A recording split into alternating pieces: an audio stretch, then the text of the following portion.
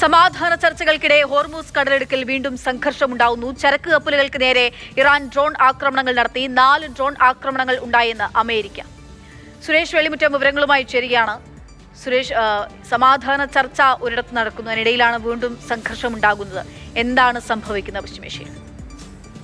അക്ഷയ, തീർച്ചയായും സമാധാന ശ്രമം എല്ലാ തലത്തിലും നടക്കുന്ന സമയത്താണ് ഇത്തരത്തിലുള്ള ആക്രമണം ഉണ്ടാകുന്നത്. ഗൾഫ് രാജ്യങ്ങൾ, അതോടൊപ്പം തന്നെ അമേരിക്ക, ഇറാൻ, പാകിസ്ഥാൻ, ഇവിടെയൊക്കെയായി ചർച്ചകൾ നടക്കുന്നുണ്ട്. ഇതിനിടയിലാണ് ഹോർമൂസിൽ ശക്തമായിട്ടുള്ള ആക്രമണം ഇന്നുണ്ടാകുന്നത്. 4 ഡ്രോൺ ഉപയോഗിച്ച് ആക്രമണം നടത്തിയെന്നാണ് അമേരിക്കൻ നാവികസേനയും അതോടൊപ്പം തന്നെ പ്രസിഡന്റ് ഡൊണാൾഡ് ട്രംപും വ്യക്തമാക്കുന്നത്. ഇത് 4 ഏകപക്ഷീയമായിട്ടുള്ള ആക്രമണമായിരുന്നു എന്നാണ് ട്രംപിന്റെ അവകാശവാദം. ഈ 4 ഡ്രോൺ ഉപയോഗിച്ചിട്ടുള്ള ആക്രമണങ്ങളിൽ ഒന്ന് ഒരു വലിയ ചരക്ക് കപ്പലിൽ തട്ടി. ആ ചരക്ക് കപ്പലിന് കേടുപാടുണ്ടായി എന്ന് അമേരിക്ക സ്ഥിരീകരിക്കുന്നുണ്ട്. അതേസമയം 3 ഡ്രോണുകൾ അമേരിക്കൻ ഈ ഹോർമൂസിലുള്ള അമേരിക്കയുടെ നാവികസേന തകർത്തു. അങ്ങനെ 3 ആക്രമണ ശ്രമങ്ങൾ പരാജയപ്പെടുത്തി. ഒരു ഡ്രോൺ ചരക്ക് കപ്പലിൽ പതിച്ചു എന്നും അമേരിക്ക അറിയിക്കുന്നുണ്ട്.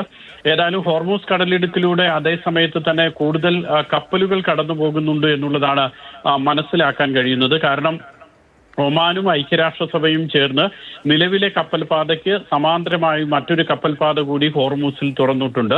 ആ കപ്പൽപാതയിലൂടെയാണ് ഇപ്പോൾ കൂടുതലായി കപ്പലുകൾ കടന്നു പോകുന്നത്. കഴിഞ്ഞ 3 ദിവസത്തിനിടെ ഏതാണ്ട് 115 കപ്പലുകളും 2500ഓളം നാവികരും ഈ ഹോർമൂസിലൂടെ, ഈ പുതിയ പാതയിലൂടെ കടന്നു എന്നാണ് മനസ്സിലാക്കാൻ കഴിയുന്നത്. ഇങ്ങനെ ഒരു പാത തുറന്നതിൽ ഇറാന് വലിയ പ്രതിഷേധമുണ്ട്. കാരണം മേഖലയിൽ ചുങ്കം ചുമത്താനോ അല്ലെങ്കിൽ ഫീസ് പിരിക്കാനോ ഒക്കെ ഇറാൻ തയ്യാറെടുക്കുകയാണ്. അതിനിടയിലാണ് ഒമാന്റെയും അതോടൊപ്പം ഐക്യരാഷ്ട്രസഭയുടെയും ഭാഗത്തു നിന്നും ഇത്തരം ഒരു നീക്കമുണ്ടായത്.